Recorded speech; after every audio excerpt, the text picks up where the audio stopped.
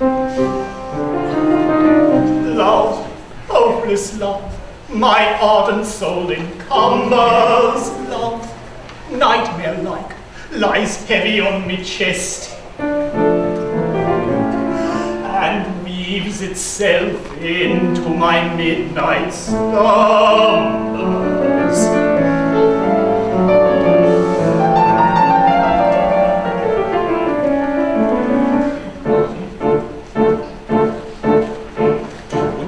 Awake with a dismal headache and reposes taboo by anxiety, I conceive you may use any language you choose to indulge in without impropriety. For your brain is on fire, your bedclothes conspire with usual slumber to plunder you.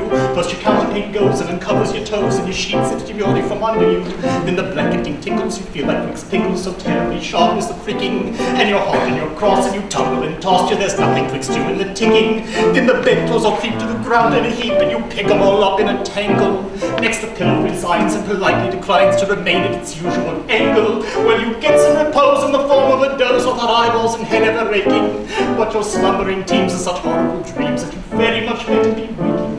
For you dream you are crossing the channel and tossing about in a steamer from Harwich, which is something between a large bathing machine and a very small second-class carriage. And you're giving a treat, penny ice and cold meat to a party of friends and relations. They're a ravenous horde and they've all come on board at Sun Square and South Kensington stations. And bound on that journey you'll find your attorney who started that morning from Devon. He's a bit undersized and you don't feel surprised when he tells you he's only 11. Well, you're driving like mad with a singular lad by the ship's now a four-wheeler. And you're playing round games when he calls you bad names and you tell him that ties pay the dealer. Well, this you can't stand, so you throw up your hands and you find you're as cold as an icicle.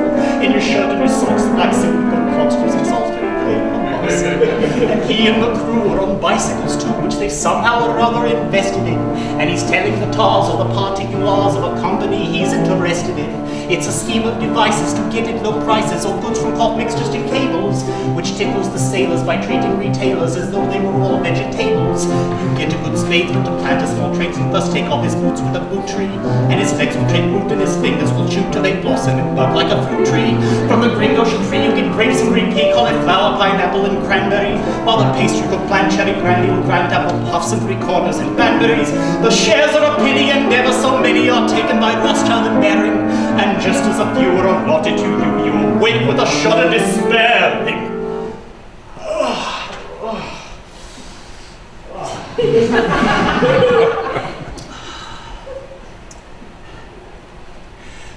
You're a regular wreck with a crick in your neck, and no wonder you snore for your heads on the floor of your needles and pins for your soles, your shins and your fetches, and creep for your neck, let's a sleepy for crap in your toes, and a fly in your nose, and some fluff in your lung, and a feverish tongue, and a thirst as intense in a general sense that you haven't been sleeping in clover. Darkness is past and it's daylight at last, and the night is being long, ditto, ditto,